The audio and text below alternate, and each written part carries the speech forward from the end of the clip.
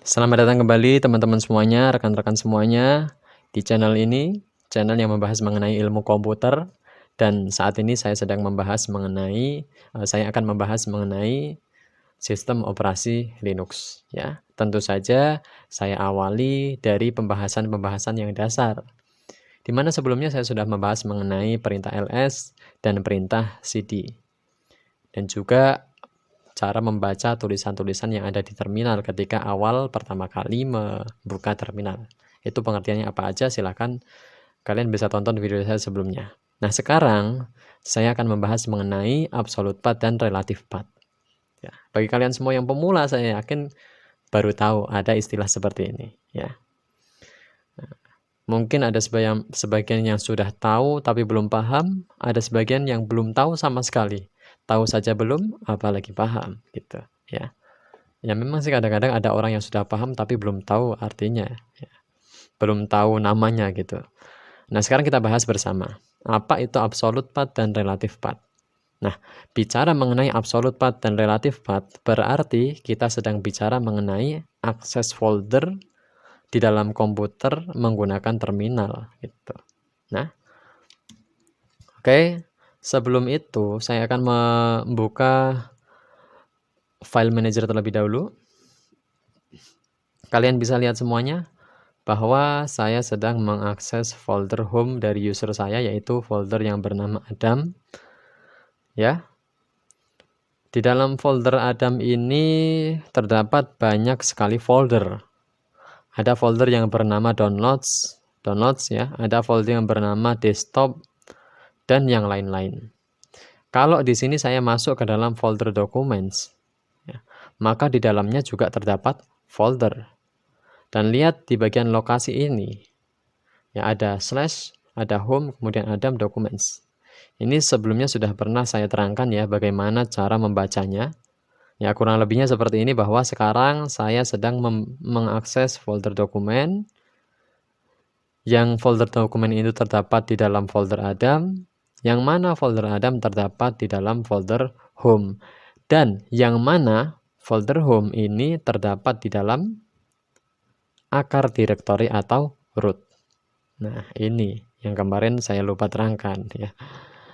Folder home ini terdapat di dalam direktori akar atau disebut juga dengan direktori root. Nah, ini dia ya. Kita mulai masuk pembahasan mengenai absolute path.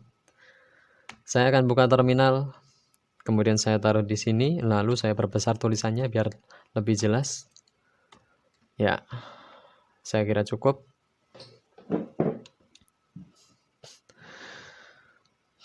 Kemudian saya coba, sebentar, saya coba buka terminal lagi, satu lagi. Kemudian saya taruh di atasnya. Iya, oke, ya. Ini sama-sama berada di home folder. Ya. Bagi kalian yang nggak mudeng apa itu home folder, ya lihat dulu lah, tonton dulu lah video saya sebelumnya ya. Oke, ini sama-sama berada di home folder saya. Ini simbolnya yaitu kumis. Oke. Di dalam folder home ini kan namanya Adam ya. Coba aja saya ketik perintah pwd. Ya, samakan aja dulu ya. Nah, sama kan saya berada di sini di home Adam. Kalau kita lihat di sini, ini juga ada home Adam. Nah, kita ingat bahwasanya di dalam folder Adam itu terdapat folder bernama downloads. Documents, maaf ya. Maka, bagaimana caranya saya berpindah dari folder Adam ini menuju ke folder documents? Nah, ini ya. Kita bisa menggunakan jalur yang namanya absolute path, atau kita bisa menggunakan jalur yang namanya relative path. Ya. Artinya kita bisa menggunakan dua cara. Cara yang pertama, yang atas dulu aja, yaitu menggunakan jalur absolute path. Ya. Caranya begini, cd spasi, kemudian ya root ya, slash, ingat slash itu simbol dari root, kemudian home, kemudian Adam, kemudian apalagi documents. Ini kalau menggunakan jalur absolute path. Kalau menggunakan jalur relative path, nah perhatikan kalau menggunakan relative path seperti apa? CD spasi doku. Nah,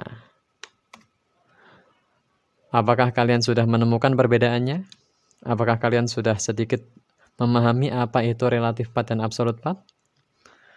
Nah, oke, jangan terlalu banyak berspekulasi lah. Sekarang saya jelaskan dulu aja ya. Yang dimaksud dengan absolute path yaitu kita mengakses suatu folder dengan startnya atau dimulai dari root ini, yaitu simbol slash. Nah, kalau relative path, kita mengakses suatu folder tanpa dimulai dari root, langsung akses foldernya gitu aja. Ya, jadi spasi nama foldernya apa gitu. Ya, kalau di folder anaknya ya.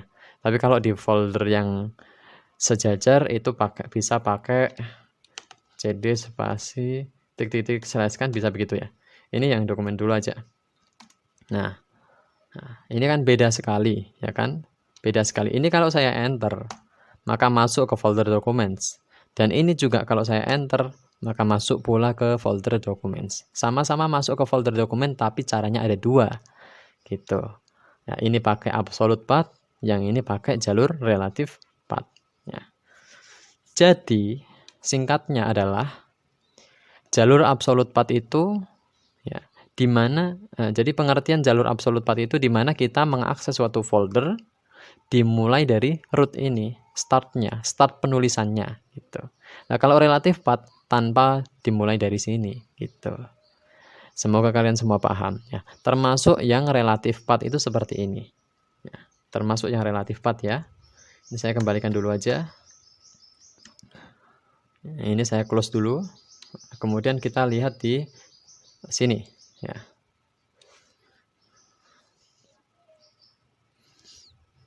Ya. Nah, di sini kan saya punya dua user ya. User yang pertama namanya Adam, user yang kedua namanya belajar Linux. Di mana folder dari home user ini yang saya pakai ini bernama Adam, yang satunya foldernya bernama belajar Linux. Ini kan sejajar ya kan? Berdampingan ya. Oke, sama-sama anak dari folder home itu. Nah, coba kita lihat. Kita sedang membahas relative path ya. Bagaimana caranya agar dari sini saya langsung masuk ke sini? Sebenarnya saya sudah bahas sih. Nah, jadi spasi, nah titik-titik slash. Kemudian belajar Linux. Nah, ini bisa kalau kita enter, kalau saya enter maka akan masuk ke sini. Nah, kenapa ini juga disebut sebagai relative path? Karena saya tidak memulai mengakses ini ya di terminal, saya tidak memulainya dari root gitu. Ya.